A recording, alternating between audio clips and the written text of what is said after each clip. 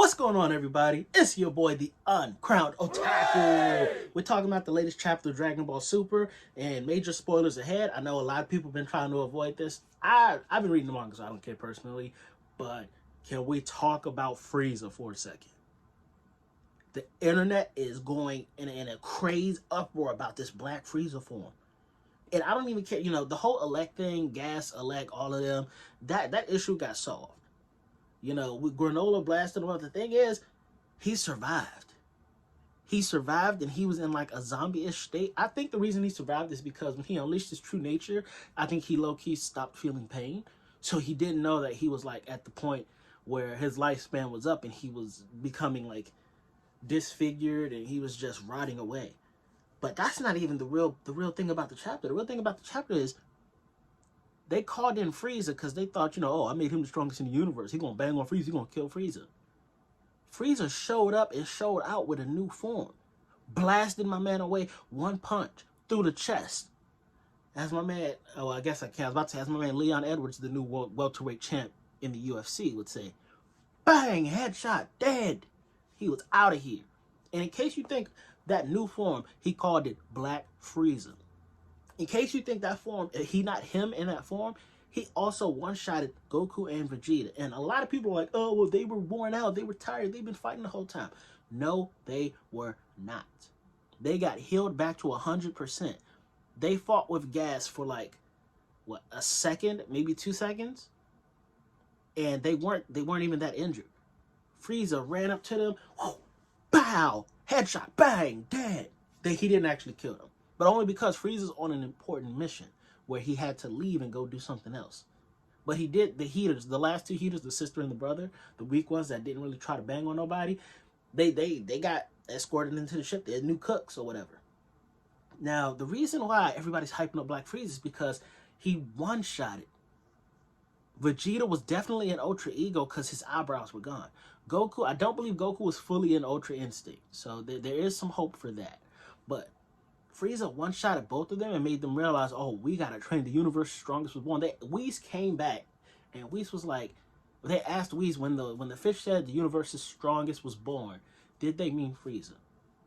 And the reason Granola and Gas weren't as strong as Frieza is because Frieza was in a different dimension when they made their wish to be the universe's strongest. So Frieza was like, clearly, I wasn't counted in that wish because I was somewhere else.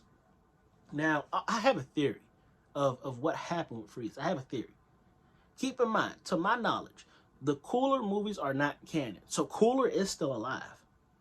So, and this is a leap, but I don't think it's too far of a jump.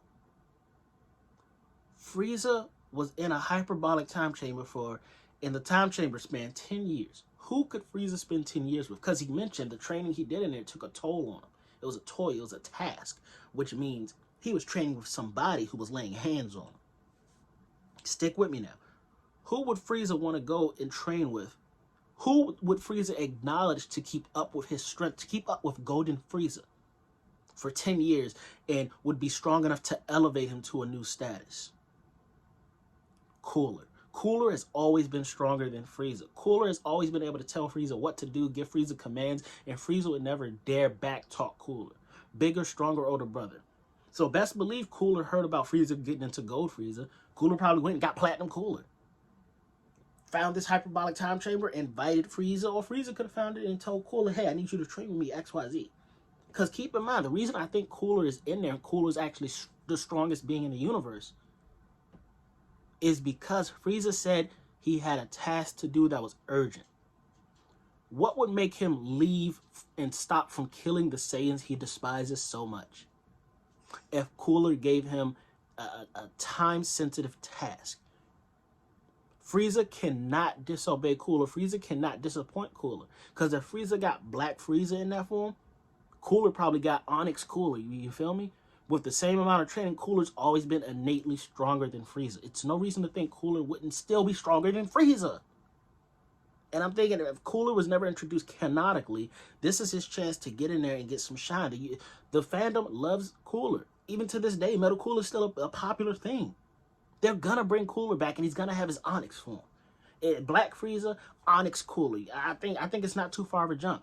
Frieza has to do whatever Cooler tasked him to do. That's the only reason he would not take a few extra minutes to fully eviscerate Goku and Vegeta. Two people he despises from the bottom of his heart. He hates the Saiyans. And while the universe and the DBZ fandom is embracing Black Frieza with open hearts and Timberlands and Hennessy and do-rags, I'm thinking long game. There's somebody else in the background. There's somebody stronger than Frieza. Somebody who was training Frieza, beating Frieza down, that pushed Frieza into this new form.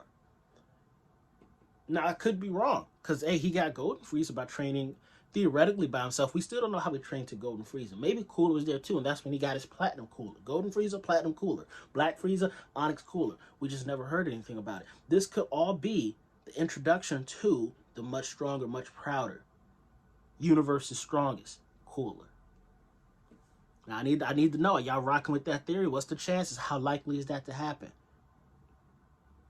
But yeah, and I'm really, it really got me forward thinking into what could happen in the manga. Again, we don't know what's going to happen in the anime. Ever since that superhero movie, we don't know what's going to happen in the anime.